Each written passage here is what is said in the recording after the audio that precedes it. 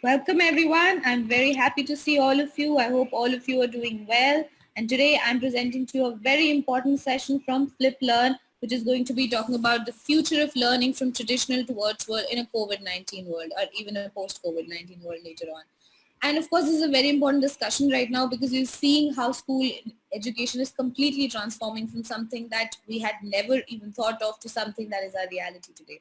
For that, we have mapped out few very important key players who can share their insights on this and would answer all your questions and queries regarding this new education system that we're looking at. Please allow me to welcome our panelists for today, Ms. Divya Lal, founder and managing director of FlipLearn, Mr. Vinesh Menon, CEO, Ampersand Group and Leadership with Your Schools, Mr. Raghav Podar, Chairman of Podar World School. So, hi all of you. Hi. Hi. Hi. Good evening, everyone. Now we've got two sets of people here for all the attendees here. So Divya Lal comes from an industry point of view and both of you come from an implementation point of view. Now I want to ask from both of you, Vinesh, if you could start first, how does this implementation work? And now that dimensional shift that we have seen in a couple of months, how has the change been received by everyone around you? Okay, so I think, honestly, we must first of all, of course, salute, like Divya started off, we should salute the spirit of all the teachers, parents, everyone who really wanted to ensure that we are not in a status quo situation after the COVID struck. So that is definitely something to be commended. And of course, what Divya just showed was exciting. And therefore, the most exciting thing that's happening today in the ecosystem is that on one side, parents, teachers, and children realize that life is not going to be the same, and there has to be a change in the way the child learns. And on the other side, there are edutechpreneurs like Divya, who are actually coming out with some very, very innovative platforms to try and see how to deliver in today's scenario. Having said that, my only concern would be the gap that exists between the edtech company and the implementer. There's still a lot of gap that needs to be covered. Okay, so I'm going to try and draw an analogy here. Many years back, I don't know how many of you remember this, there used to be an aircraft called the Concorde. Now, Concorde was a it used to fly almost 4 times the speed of normal airplanes. It was twice the speed of sound. While the Concorde is being built, it is also important to build airports and other ecosystems to be ready to handle a Concorde. Yeah. Okay, glass panes would shatter if the Concorde comes close to it. And therefore, it is very important to have that readiness also in place when the Concorde is getting built. So also, if you go into the education ecosystem, my only take would be that how prepared are the implementers? How prepared are the teachers? Okay, we are not dealing with a situation where Netflix is trying to change cinema because suddenly we're going to bring cinema into the drawing room of a consumer and he's going to just sit and enjoy the movie in a very different environment. Here we're talking about children, we're talking about emotional bonding, we're talking about cohesiveness, we're talking about encouragement, we're talking about a crowd where a child gets a little more excited when they are in a real life situation. And we're also talking about teachers who have their own problems at home. They've got devices are a problem. The older the student, I mean, let's talk about a student in class 8 and 9 and 10. By default, my sense is that the teacher also would be that many more years experienced, and therefore the ability to be tech savvy would be that much lesser. And these things create some kind of a disconnect at times. So I think while the intent and the direction is perfect, I sense that we need to do lots and lots more to actually bridge the gap between the edutech platforms which are coming as a savior and the actual implementer who's going about doing this. And there I would just want to end this with the line saying that if you were to try and simply replicate classroom experience through the online world, I don't think it's going to work. Yeah. I think we'll have to somewhere change the way the entire education system is going to be delivered. And that really means we probably will have to have a think tank sitting together, having even child psychologists and others, and reframing the entire process of education. So from a teaching into the child to learning by the child, I think that shift has to happen. And probably that's what I'd like to state as my observation. Yeah. And Divya, we will get back to you once we hear what's Raghav's take on it, and then you can tell how we use these gaps. Raghav, your take. Yeah, I completely agree with Vinesh there that first of all, that a massive kudos to all the educators out there who within a matter of 3 days, 4 days, turned that whole brick and mortar traditional style of teaching into an online virtual experts. Um, a lot of effort went into it day in, day and night, a lot of research, and then you had these virtual classes, not only virtual classes for students, because then you had all the parents also watching those virtual classes by the side of the student. And with that came these extra critical people who wanted to find everything perfect. Well, the world is not a perfect place and there are going to be mistakes and we all learn from mistakes. But that's the beauty of the teaching learning process, that education is not a transactional phenomenon. And a lot of parents and even teachers need to understand this. Um, the process of educating children isn't about transacting knowledge or transacting a curriculum. The role of the educator isn't an information delivery process. Maybe it was when we were growing up 30, 40 years back, when the teacher would be the sage on the stage, stand on stage and blurt out these pearls of wisdom and all of us would gather these pearls of wisdom. The role of the educator today is totally different. And in COVID era, it's even more different. So the role of the educator, which was the sage on the stage, has moved now to the guide on the side. From being that gatekeeper, security guard of knowledge, all a teacher needs to do is to facilitate learning. And Vinesh did touch upon this about making it a student-led learning. That's heuristic learning. Heuristic learning is the highest form of learning a human can have, which essentially is self-directed, self-owned, self-led. So the idea is if you can spark that imagination, inquiry, curiosity in a child's brain, let the learning take place organically. Because when you do that, that's the highest form of learning that will actually absorb into the child's brain and learning for life as opposed to learning for an exam. What happens when children learn for an exam? After the exam is over, the next day you ask them, okay, what happened? What is this? I don't know. I don't remember. Why don't you remember? Well, I was told to learn it for the exam. He was right. He learned it for the exam. But the point of learning and education isn't marks. It isn't tests. It isn't scores. Yet that is what That our is a country is. mindset shift that is supposed to happen. And a lot of stakeholders are responsible for something like that. How do you suggest that that change is going to happen in everyone? Because this is Absolutely. And how that's I remember even our parents would tell us, exam के लिए याद कर लो, फिर फर्क नहीं पड़ता. But now at absolutely. this age you realize कि नहीं फर्क पड़ता है. I should have known this. I should know something so basic taught in class 11th chemistry. You know what I'm And saying? and today that is the best time we have because we have been forced into this position of unprecedented crisis where we are not going to be able to follow those traditional methods. A course correction is required at this time when these trends are still evolving, when they're still forming. We can ill afford another education system that tests students in and prepares students for skills that they won't even require in their lifetimes. Today, what are those 21st century skills all of the experts agree upon? Communication, critical thinking, creativity, resilience, ability to cope with limited resources, adaptability, flexibility. Which of these did our tests measure? None.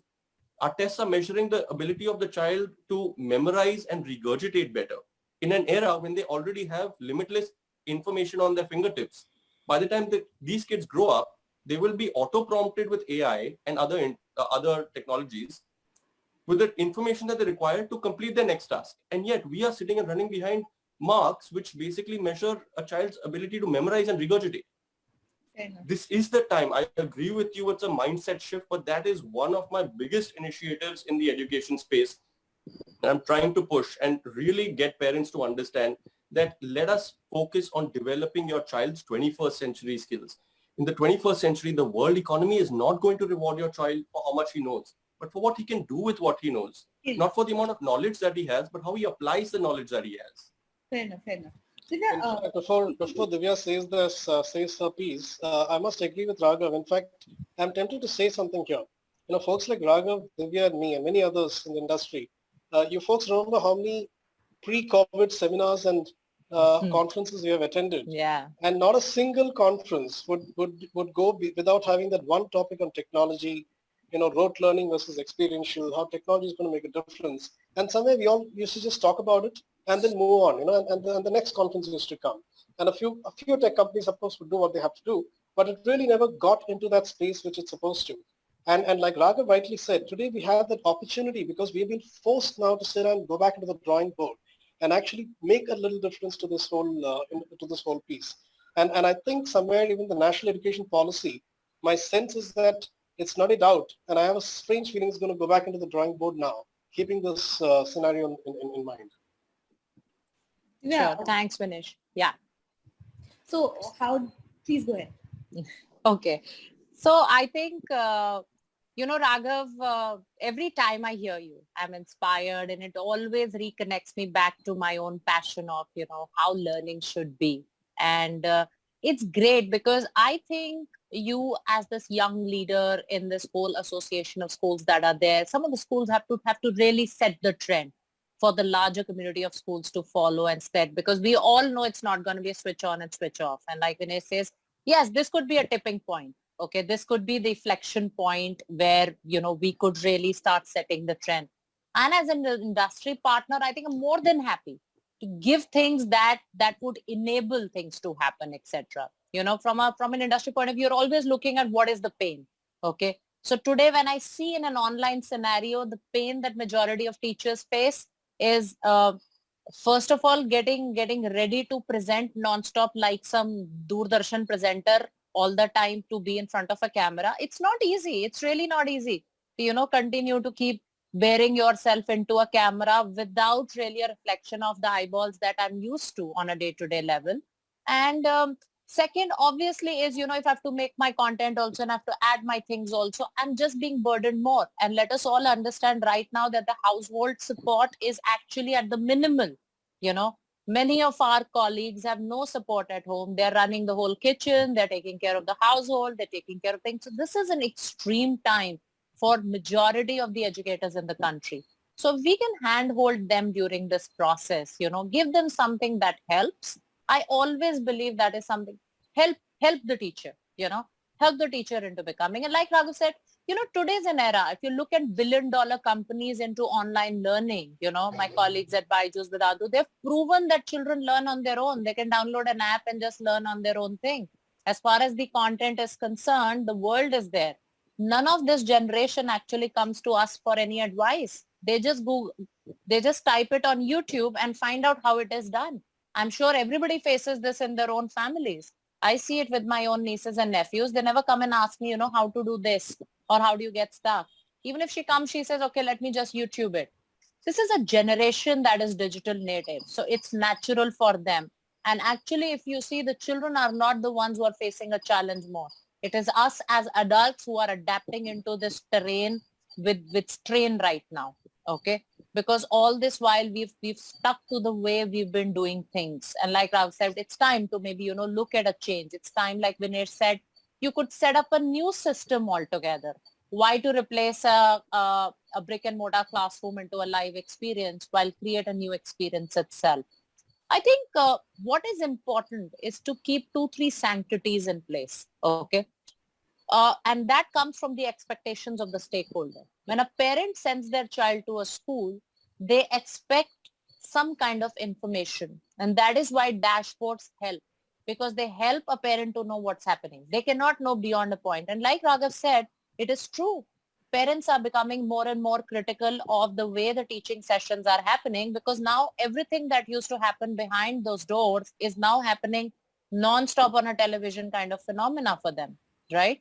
And everybody is trying to form an opinion which may or may not be justified given at this environment that is there. Okay.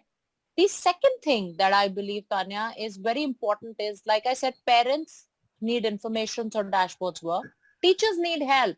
Help, like Vinay said, how do you help that bridge? Today when I'm working with about 100 schools now on FlipLearn, and we are about 200,000 children just using this platform.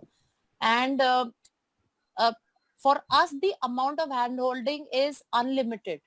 Because, when schools tie up with me, they say, Acha, how many times will you train? Okay. And one of the things I've always said is as many times it will take. Because normally the system is very complex. You have to teach simpler things to teachers first to do. And then to keep hand-holding them till they reach that phenomena. And then, it took us a while before I wanted to open the live class, because I wanted it integrated. I wanted it safe. And now one of the big things for us when we are partnering with teachers is how to run a live class. It is not about what you teach. How do you manage people? How do you create a waiting room? How do you ensure if somebody is creating a ruckus to take control? You have to teach some of the finer points of real implementation. What teaching itself is okay. I personally tell people, don't run videos when you do live classes. Don't teach. Discuss things. Create the human impact. Your child is not seeing you in a class. This is a time of interaction you can create. So that rather than running one way beaming classes, it's better you have a discussion. So on the app, the children can see what the module is. You can come and discuss what is the first law of power, thermodynamics. You can maybe give a quick homework and discuss, okay, everybody got question 2 wrong.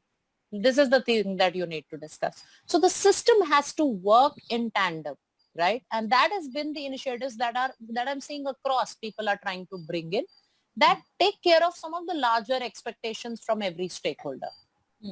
So, Vinesh, I want to understand from you, and of course, Raghav, you too.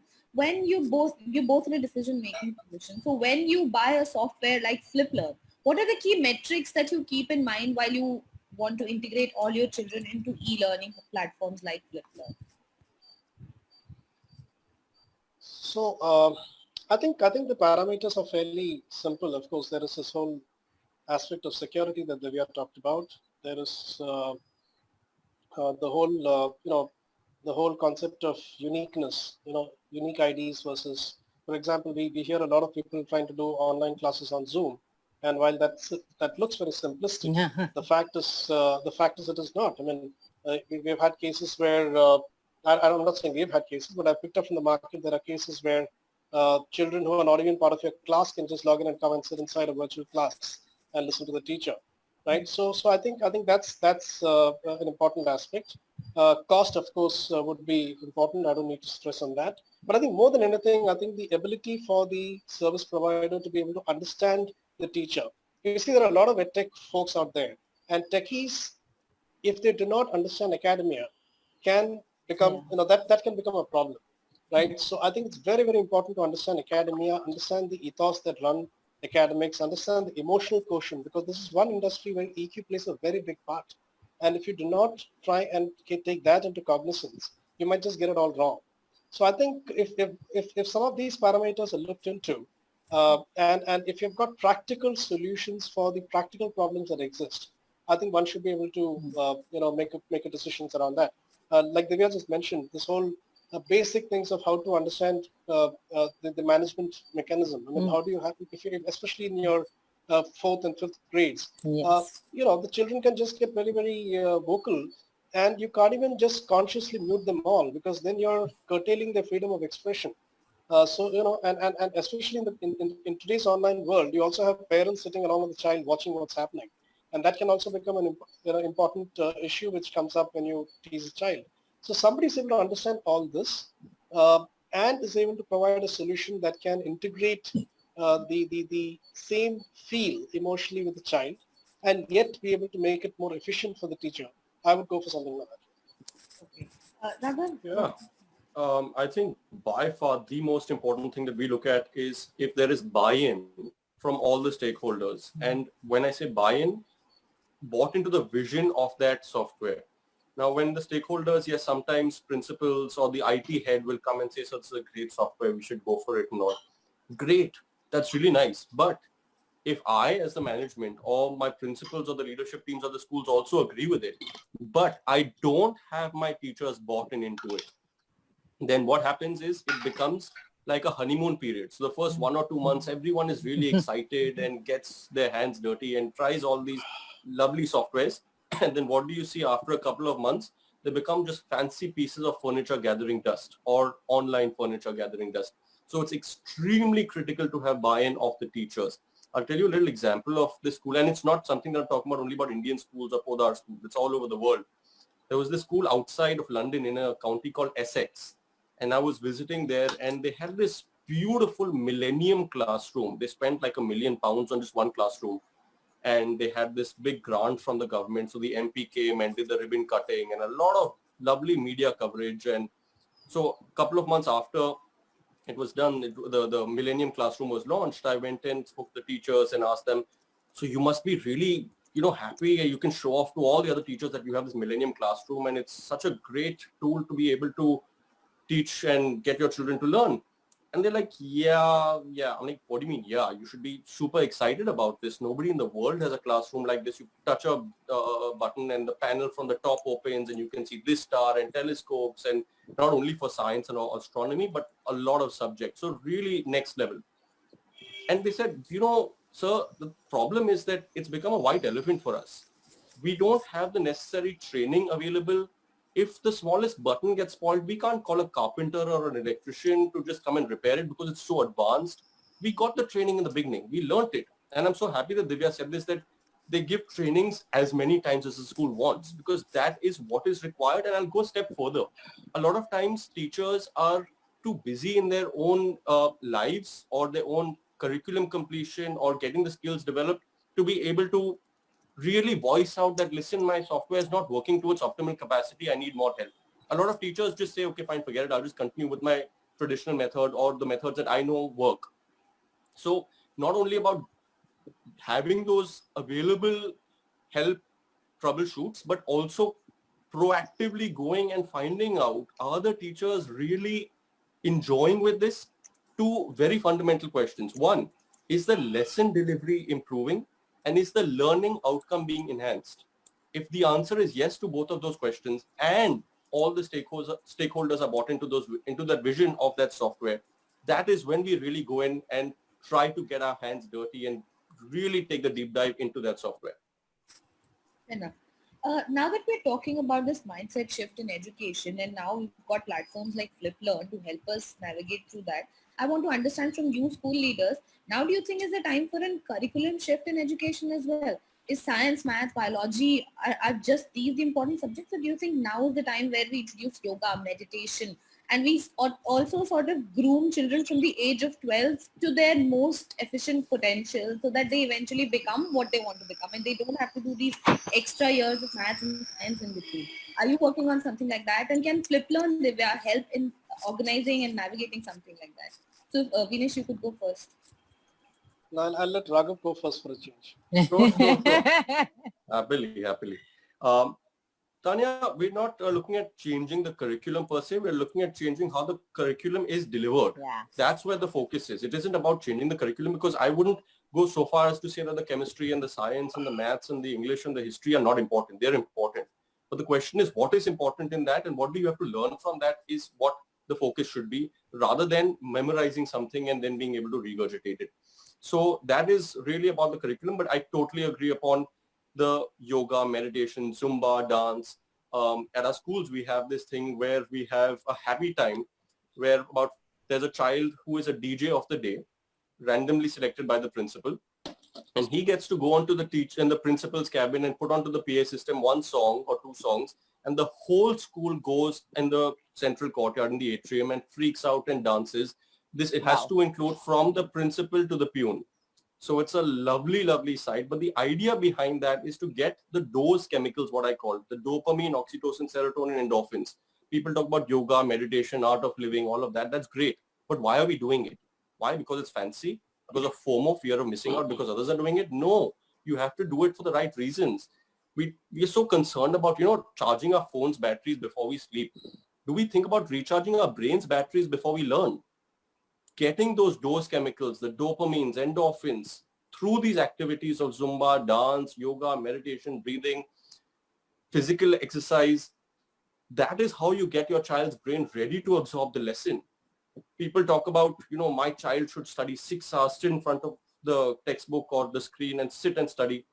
To them, I say, children don't learn on their seats. They learn best on their feet. Why do you think children are always running around? That's the way they learn.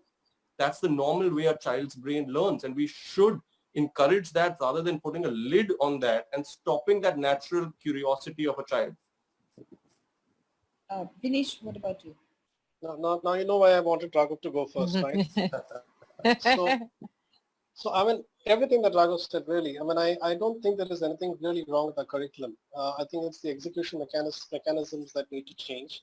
And of course, like Raghav mentioned, everything else that requires to make a child holistically better needs to be encouraged. And that's where there's a little fear, right? This whole online COVID, if let's say this period were to continue like this, the area of concerns would be sports. The area of concerns would be how do you get the children to, run with each other and start getting competitive in the outside field, which is so very important as they get into the big wide world. I would just like to add one little extra piece from my side from a technology perspective. While all this is great, and as the child starts to grow, it would be good to have some form of an AI system which can actually start tracking every child's behavioral aspects through the entire journey of their growing up inside a school. Okay, and let's say we reach a stage, and we're trying to do this with the government schools. Uh, we reach a stage where it's important for us to know, look, if there is a class of 30 or 40 children, it's pretty evident that all the 40 are not going to become Einsteins, or all the 40 are not going to get into IITs or IIMs, right? There are going to be various different areas that these children are going to go into, and especially with the kind of exciting jobs and exciting professions that are going to come down the decade, it would be good if you're able to start understanding the route that a child is starting to naturally get moved into, and then start giving it that extra impetus or extra emphasis to try and get him or her to reach out that particular goal. So let's say there is a child that's got a So that's what little I was trying to bias essentially towards. say. That maybe if we Sorry. could just give them a focused, that's what I was trying to ask in my question as well. If we could just give them a focused direction to walk in, I think that would be much better in a holistic development of a child right from the age of, let's say, 10, 12. But please go on. No, that's right. I mean, the only little challenge out here is that we need to start in parallel also trying to get the system to understand this, the parents to understand this, the ecosystem to understand this. While the urban Hmm. elite is starting to realize this, as you go into the hinterland of India, not too many parents understand this. I mean, if I were to go to a rural village and tell a parent that, look, I'm going to make a child into a pop star or a singer, I'm not sure how many of those parents would be able to relate to that kind of a system or that kind of a future job yet. So those challenges exist, and I think somewhere we need to figure out how to tackle that. So that's what I would want to comment on. Divya, for you, my next question would be very interesting. Now, Divya, can you hear us? Yes. Hello? Yes. Hello. Yeah. So for you, coming from the industry side, can you hear me, Mm-hmm. right?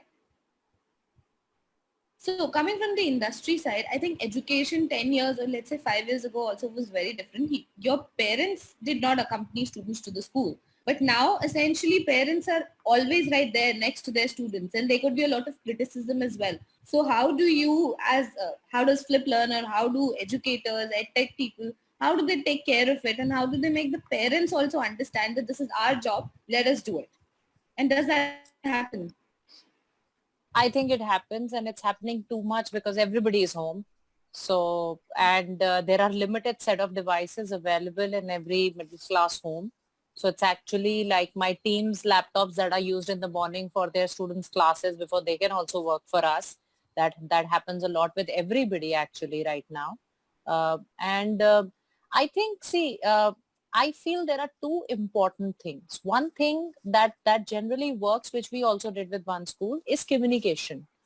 More so such criticism is happening because people don't know what the school is planning. Okay. What is the purpose? Like what do we want to do, etc. and so on. So what worked in our favor was that when we empaneled this huge school, we did send out a lot of stuff to the parents also. Okay. Simple stuff. And we said, you can view it from here. Okay. Rather than coming to the class, view it in a performance dashboard, view and thing. You also download the thing. I think adults work well with directions. If you can share directions with them, they understand. And when the management marries it, because our idea is we marry the vision of the management. Okay, the management wants to run in a particular way and they see value in the platform in some parts of the platform more than the others. And they will say that this is what I want you to do. This I don't want you to do. So there are times when schools have told me don't enable a certain part of the platform there. Okay, we just want to work through this, etc. And slowly we will see if there is a need. So I think with parents, I think Tanya, I think the important thing with that community is communication. And I loved a workshop that I attended a few days back in which was about send less communication. Sometimes this over messaging to the parents every other day, something, something, something is also very mind boggling. Okay. Because they're not able to keep pace with what's happening. So you define a strategy as a school that we will do this, tell them this is what will happen, and after this you will see. But as you know, everybody is doing it on the thing. There could be issues of network. There are times when teachers lose their network while doing a session.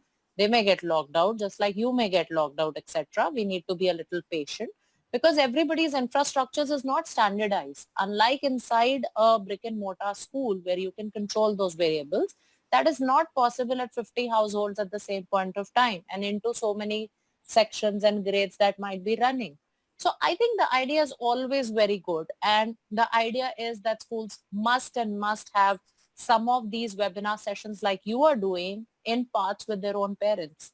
I think giving a piece of the communication. So I saw one of the largest schools, they did an online survey, got the opinions, and then took a webinar to answer majority of the stuff. So that gave a voice to the parents while doing a Google survey online. And then there was also a session where there could be. So I think everybody understands this is an unnatural thing, unnatural only because something we haven't done till now. And once they understand what is the effort, what is the initiative coming from the schools heads, etc., I think people are appreciative.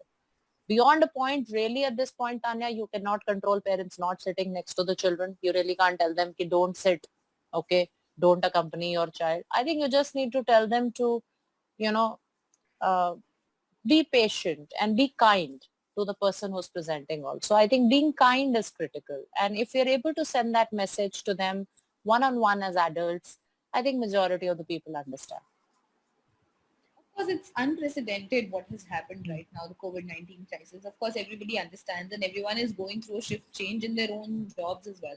Now, I want to take up a very important question from one of our audiences, Ms. Mansi Mule. So her question is, right now we're using online whiteboards for teaching maths concept. Is this whiteboard facility available in the application where we can directly explain the maths concept in an easier manner with the help of animation to make tough topics interesting? So maybe I think Divya, you should. Yes, the whiteboard is possible. We can also give you an extensive one if you have the right stylus and everything because, we also anchor one very prestigious IIT JEE prep classes also parallelly on our Fliplearn piece, etc. That's a separate engagement that we work with. So even within Fliplearn, the whiteboard is enabled, but you need to have the right kind of stylus to use on your phone or something or on your iPad or something you will need to write. Otherwise, facility is there. It's there. Okay, so now maybe Raghav, you could tell us when this entire COVID-19 crisis struck and then online education was the next big thing and schools reopened virtually. What was the biggest challenge that you faced as an organization, as a school? A couple of challenges if you could tell us and how you overcame them.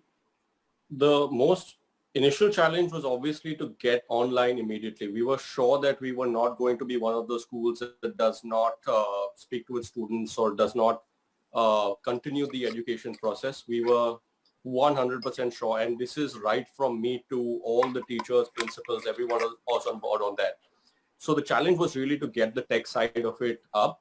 Of course, there were some feelers that lockdown is happening in other countries. So about 5-7 days earlier, we had already started just thinking about it and finding about Google Hangouts versus Zoom versus Microsoft Teams and all that.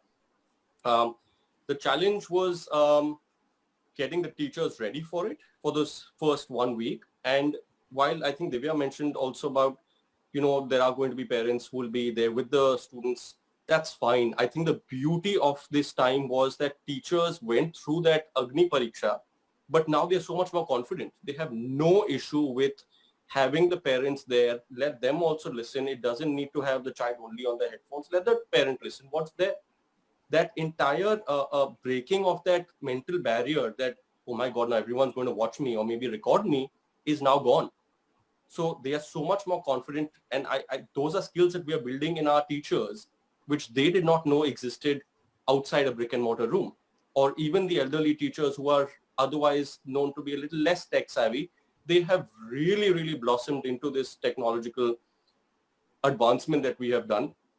And now is the time when we have to really take it to the next level. So the first 1 month was really about getting technology and getting the Google Hangouts and Twiddler, iDrew and the different softwares. But now it's about how do we take that learning to the next level? about not only just transacting curriculum, as I said, but building those 21st century skills in our students. So that's really what I think our challenges were. I would not say challenges were motivation. There are a lot of schools that I do hear from social media and all, and a lot of parents who have seen or who are trying to say that online classes aren't worth it or the teachers are not teaching well. That might be in a small minority of schools. I do not believe that, at least at our experience, I am 100% sure that all our parents have embraced this, they have loved it, and they are thankful beyond any sort of appreciation to our teachers regarding the virtual classes that we have provided them. We went And and how also the did, teachers taken it? Were they as excited as you were? they were both anxious as well as nervous, as well as excited. So it was a mixture of all of that. But it did go into a lot of that Agni Pariksha, as I said. But as I was saying about the parents are really appreciated this. They are really thankful to teachers about this. And I think that entire narrative that is being built in a lot of social media about teachers being under the scanner and not being good enough and all, I think most of it is rubbish. I don't believe it.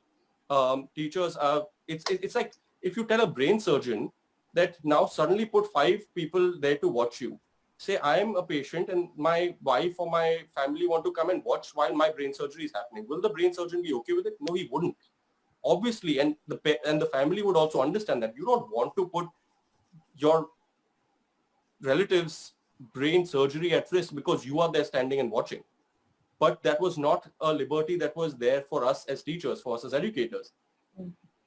But given that situation, we were able to overcome that. And I say now my teachers are ready to start giving lessons to associations of schools.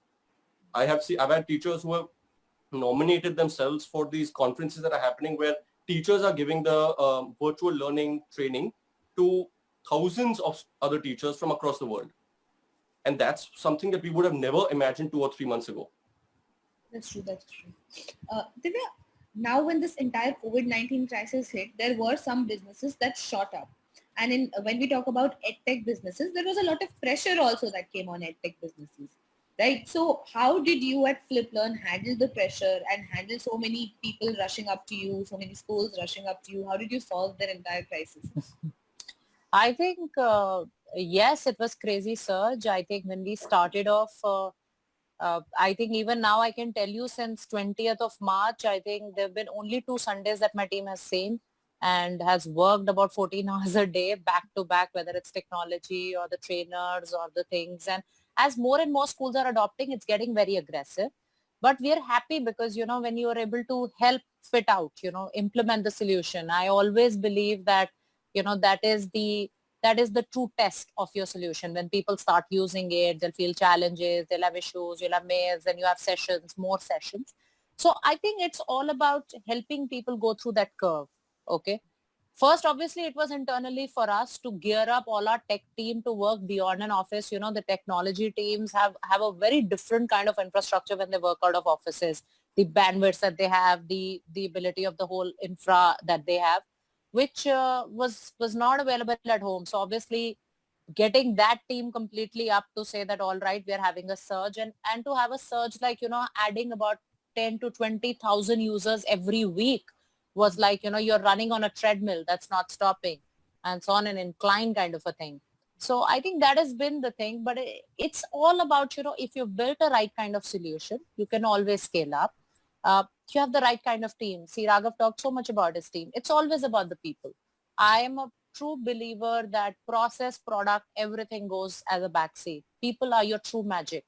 If you have the right kind of people, they can step up, and the teams have stood up to deliver. So we had non-stop demonstrations, then non-stop training, sign-ups, and just helping schools implement step by step, simple features, and, like then take them to the next piece. And there are always the spectrum of users in schools. Some people are really power users. Some people are really, digital migrants who have to be converted into digital natives, like I say. So there's always a journey of different kind of hand-holding that you have to run. But I think it's your people that bring the magic about. Okay. and you have a solid product that's there, you can put it out there. Definitely. One question that I want to take up from one of our users who has commented on Facebook. So the question is, how can you make sure with these e-learning platforms that you do fair online virtual assessments? When we talk about exams, how do you take something as serious as an examination online and then actually figure out the right way to do it? I think, see, there are two things. We draft out tests in many ways with them. Okay, you could do quizzes, short answers, essays in case you want children to write. I can add to that question, like somebody told me that if children type all the time, then what will happen? Will they forget how to write in this 3 months? So we enable children to write answers and upload a picture of it if you want to do that, etc. So you can do lot of things, etc. that is there. I think the genuineness beyond a point, it's like if you're telling me kids can't cheat in a normal school exam, that's really not true. And that happens all the time. So I think it's about doing it online. You use many things. You use randomizers, so the sequence of questions are different. You have a pattern of performance. In an online piece, the good thing is the child is doing so many assessments generally. You will have a pattern of performance to really see what's the score like. And it's more like, there's a segment of our product which is like a video game. So it's like how you beat your peers on their score in a video game. And you say that, can you beat my score? Can you poke other people? That is how we do it even with academics. So the idea is to build that adrenaline using simple concepts of your own curriculum rather than just playing a regular game. So you bring that gaming piece to the whole learning phenomena. That is what something kids lap up very quickly. So And definitely, Raghav and even we have, Dinesh, you want yeah, yeah, so even we've had exams already for some students through the virtual classes. And Yeah. what's the problem with that? We have no issue, absolutely. Yes, there are multiple choice. There are the ones that children have to type out an answer as well. And we also want to see what is the focus of education, that the child can memorize and put the answer or not. Well, that's not what it is. It's the application. So even if he has an open book next to him and he is actually referring to the book, referring to his notes, let him do that. No problem. The timing is such of the exam that if he spends too much time in looking in the textbook, he's not He going won't to be be able able to to finish finish, the exam. So it's about paper setting, exam setting then. If you're really testing application-based thinking, or are you testing regurgitation? For those exactly schools what who you want said to in your continue previous focus, answer. for those schools who want to continue focusing on the memorization aspect, okay, they're going to have those issues where a child will look, okay, what is the capital of India? Oh, I can find there on New Delhi. So I'll go and type New Delhi. Well, if you want to make it application based, whether you know it's New Delhi or not, after that, what is required? Get the child to think.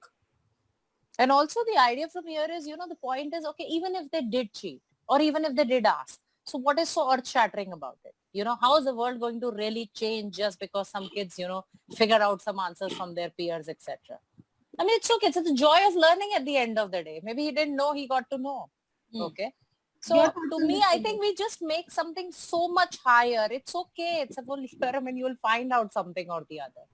In fact, Raghav, if you recollect one of our recent Fikir conventions, you recollect Mohandas Pai was one of the keynote speakers, and he had actually mentioned that the real challenge going forward is not going to be information. Information is available everywhere. I think the real change that one needs to see in our children who are going to grow up is the ability to be confident. How can they talk? How can they articulate? How can they express what they have picked up? So I think, the whole system has to be evolved towards that kind of a machinery where the child needs to be really tested as to how he can bring in that whole articulation and the ability to think and be able to articulate better and not really memorize. So I agree with what both Divya and Raghav have said. I think the examination system virtually is, in my opinion, a far better way of tackling what we need in the future. One question again that I'm getting from one of our Facebook comments is that, okay, we're talking about online shift and everything, but how do we handle things like a practical experiment, let's say in chemistry?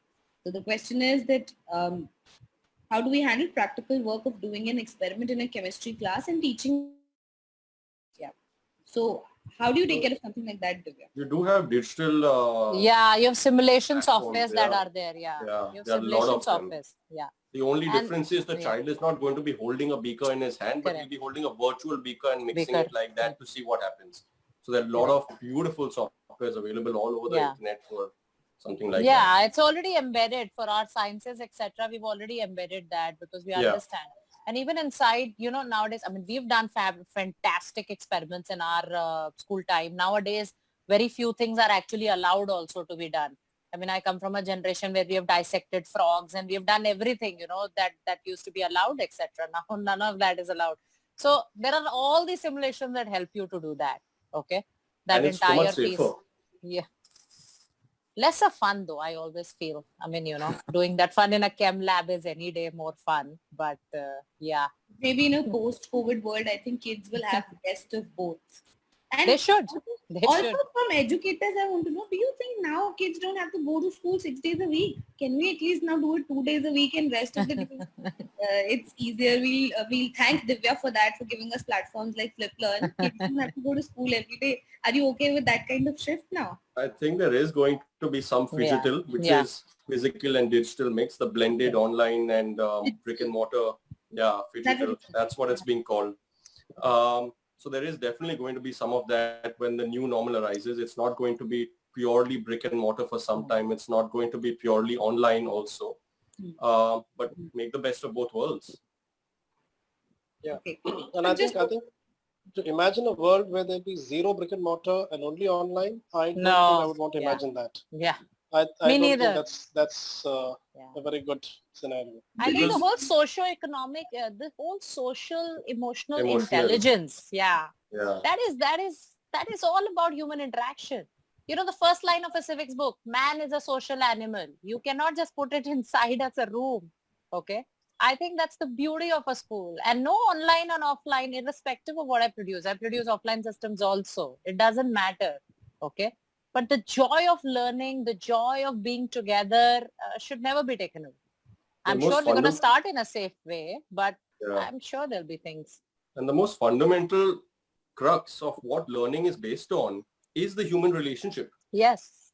So eventually the human relationship between the teacher and the student, the teacher and the learner has to stay paramount, whether it's through a virtual environment or it's in a physical environment. But the idea is that human relationship is irreplaceable. Absolutely. That it is. Now, just before we wrap up, I quickly want to lighten the tone of this discussion, and I want to hear from all three of you. Tell me the funniest incident or the funniest story that you'd like to share with everyone that happened when you were trying to do this online shift for education. So, Vinesh, just on the Okay. spot impromptu, the funniest thing that you heard. All right. I think it's funny and yet it's not very funny. Somewhere Raghav touched upon it, but you have these naysayers who are actually starting to believe that this whole online mechanism or this whole online way of teaching is just an excuse to take fees from the parents. And I think I find that both funny and I find that very bizarre. And I think that is one unfortunate situation that's happening in the market at times in the ecosystem. And to a large extent, this is because of the confused signals that come due to advisory from some of the regulators and the kind of, you tend to often have these crazy perceptions about school management and school owners and trustees.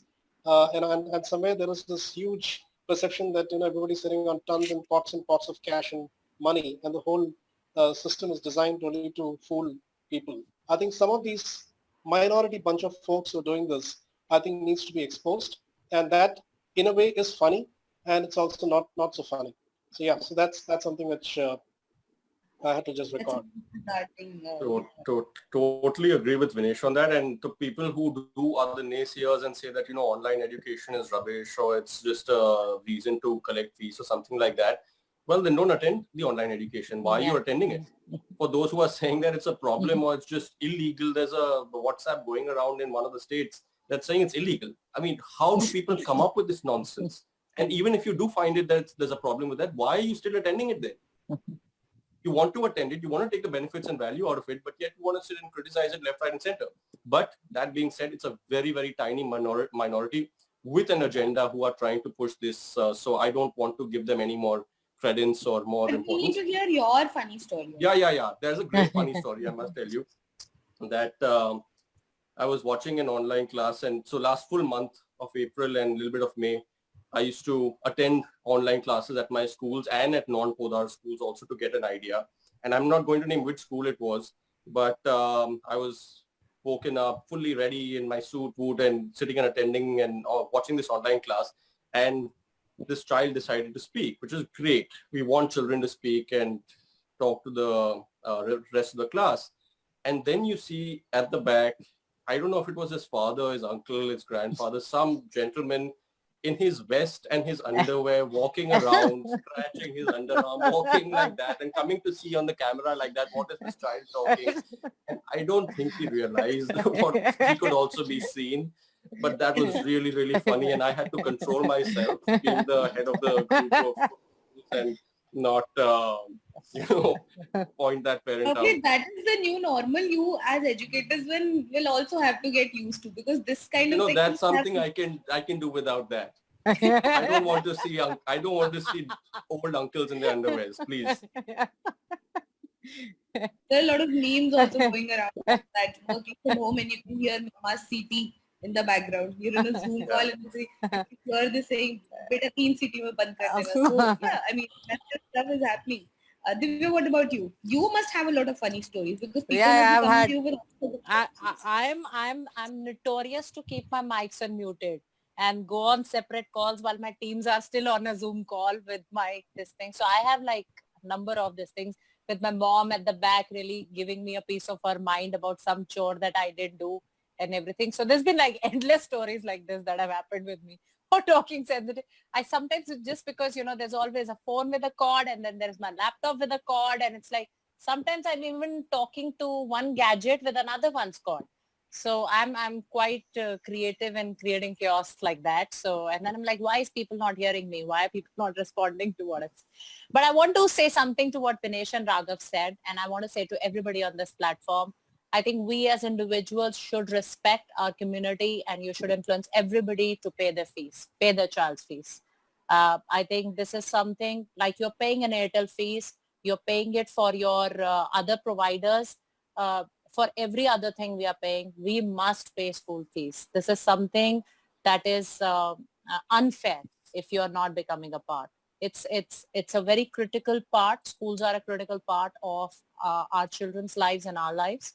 And I think we as partners at home should always support, irrespective of what it is. So I honestly want to say everywhere, pay your fees, pay your nieces, nephews' fees, pay fees.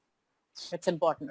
And one of the things is that in India, we need to really bring back that reverence, that respect associated Yes. with the teaching profession. We have this saying called Guru Deva Bhava. Yes. It means our gurus are like our gods. Please let us treat them with that much of respect and reverence and trust and belief and faith, and not treat your teachers and your educators thinking like, oh my God, I'll save some fees and all that. Please don't do that. It's just wrong. I appeal to the better senses, logic, and the goodness of people. Yes. And I'm sure that most people in the world are very good and will understand that. But do understand that the teachers also have families to feed. The Yes. teachers are working day in, day out, so that each of our child's learning journey does not get affected. And they will continue doing so whether you pay your fees or not. Let me tell you that also, because that's what teachers are. Teachers are the miracle makers of our country. They create miracles every day, and they will continue doing that. Any parting thoughts from you, Vinesh? No, I think taking a leaf out of what both Divya and Raghav said, I would only say this, yes, it's not easy, right? I mean, everybody's worried about their jobs, they're worried about their salary cuts, they're worried about, it's not an easy situation to be in. And we all know that your inflows are restricted and inflows could get shrunk. But in such a scenario, when you have to make the power of choice, when you have the power of choice as to what to continue to pay as non-negotiables, you don't necessarily cut your insurance premium, would you? Yeah. Because insurance premium is an important, and that again is not something that is tangibly visible. It's being paid so that in the eventuality of something, you do not get to suffer. Now education is a little like that. You're not going to see a tangible, what's the word? A tangible miss in something immediately.